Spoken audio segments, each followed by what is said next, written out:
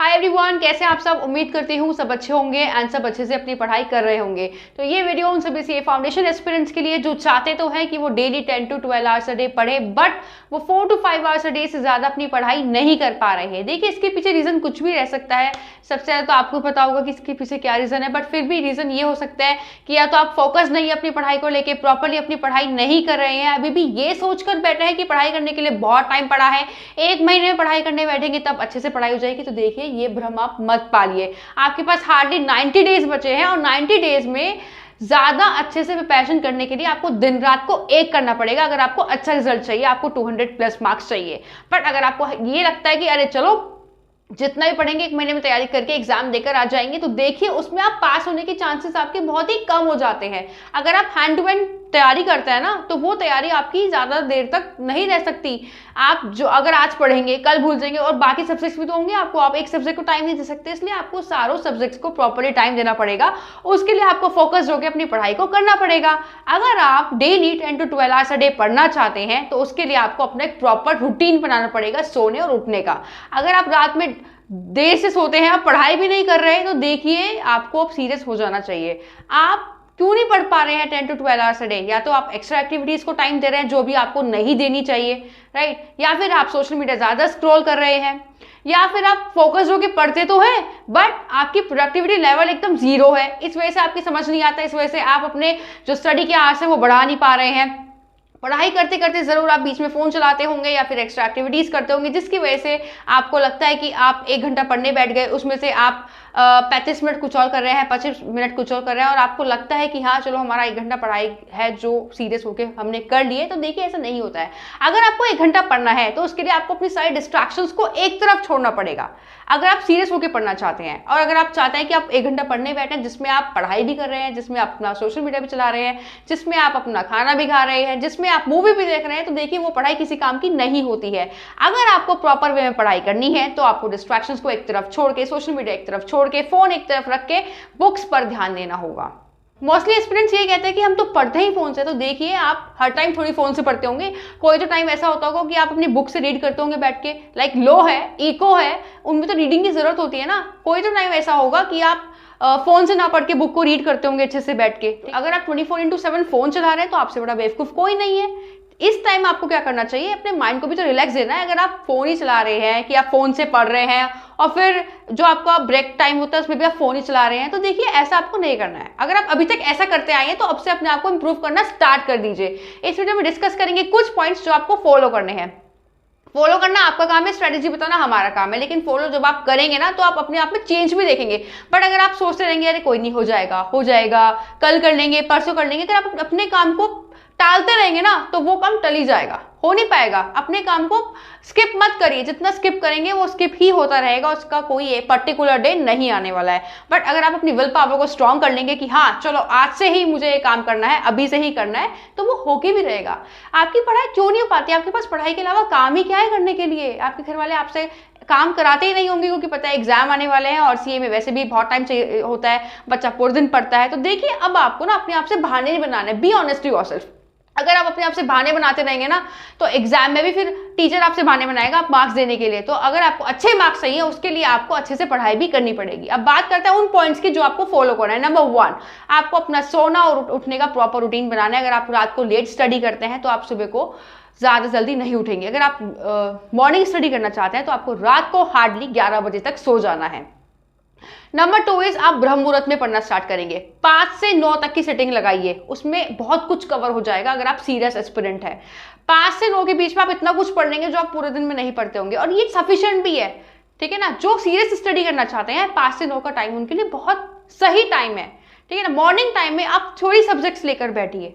Numerical तो आप दिन में भी कवर कर सकते हैं, मॉर्निंग टाइम में आप थोड़ी सब्जेक्ट्स लेकर बैठिए, लाइक आपकी लॉ, लाइक आपकी इको।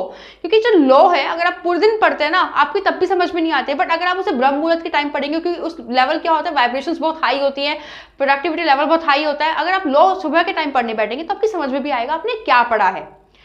उसके बाद दिन में आप अपना मैथ्स और अकाउंट्स लेके बैठे न्यूमेरिकल सब्जेक्ट, ठीक है ना। अगर आप प्रॉपर्ली पढ़ना चाहते हैं तो उसके लिए आपको सुबह 5 से 9 की सिटिंग लगानी है। उसके बाद आपको नून टाइम में 1 से 5 बजे तक पढ़ना है। फिर शाम को आप 7 से 10 बजे तक पढ़ेंगे। बिलीव मी, अगर आप ऐसे फॉलो करते हैं तो आप बहुत कुछ पढ़ लेंगे। बट अगर आप अपने से बहाने बनाते रहेंगे, अरे चलो अब 1 बज गया बाद में पढ़ेंगे, 3 बजे से पढ़ने बैठ जाएंगे, अरे चलो फिर पढ़ने बैठ जाएंगे, तो आपका पूरा दिन खत्म हो जाएगा। फिर आपको बाद में रात को रिग्रेट होगा मैंने क्यों नहीं पढ़ा था। ऐसे आपकी जो साइकिल है वो कंप्लीट होती रहेगी और आप उसको स्किप करते रहना, अपने आप से बहाने बनाते रहना, ठीक है ना। फिर आप एग्जाम जब टाइम आने वाला होता है, एग्जाम का टाइम क्लोज आता है, फिर आप रिग्रेट करते हो, अरे मैंने पहले से तैयारी शुरू क्यों नहीं करी थी।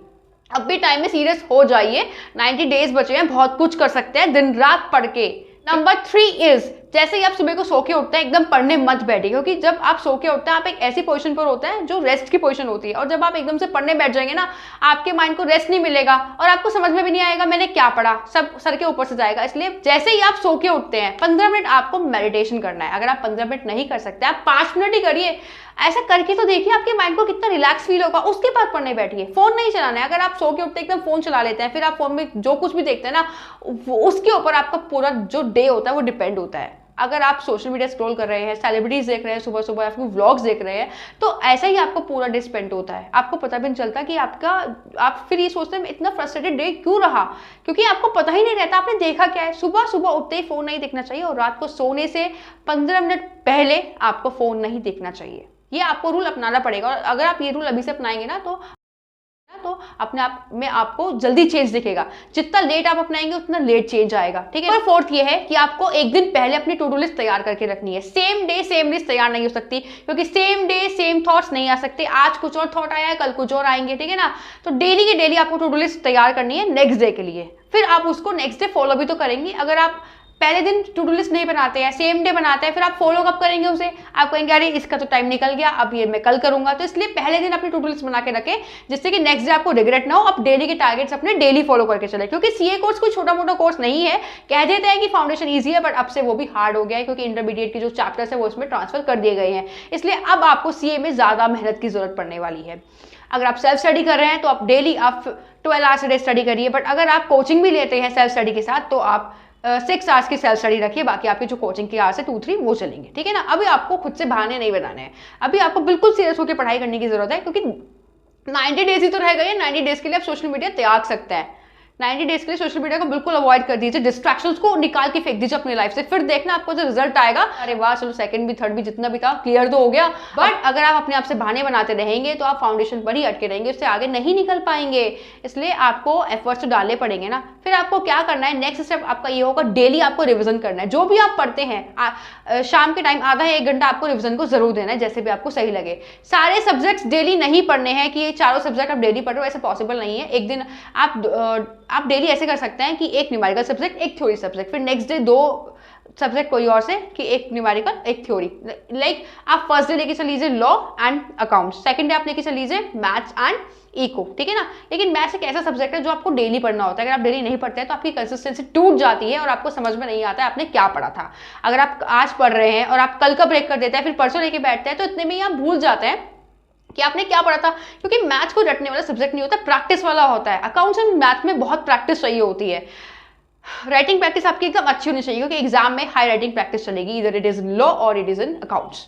मैथ्स में क्या है, मैथ्स में आपकी जो सॉल्विंग पावर होती है वो फास्ट होनी चाहिए, क्योंकि आपको इतना टाइम नहीं दिया जाता है। अगर 1 आवर में आप 40 क्वेश्चंस कर लेते हैं सॉल्व, तो चांसेस रहते हैं कि हाँ आप नेक्स्ट आवर में 20 to 30 क्वेश्चंस और कर लेंगे। हार्डली आप मैथ्स में 60 क्वेश्चंस ही अटेम्प्ट कर पाते हैं। जो 70-80 करके आता है ना, वो 50% तो उसमें तुक्के मार के आता है, जिनमें से उनकी नेगेटिव मार्किंग हो जाती है। तो ऐसे काम आपको नहीं करना है। जो भी आप करें सोच समझ के करें। बाकी अगर आपको कोई भी डाउट है तो आप हमारे टेलीग्राम चैनल पर पूछ सकते हैं। अगर आपको ये वीडियो अच्छी लगी है तो इस वीडियो को जरूर लाइक करिए एंड हमारे चैनल को सब्सक्राइब करिए। Thank you.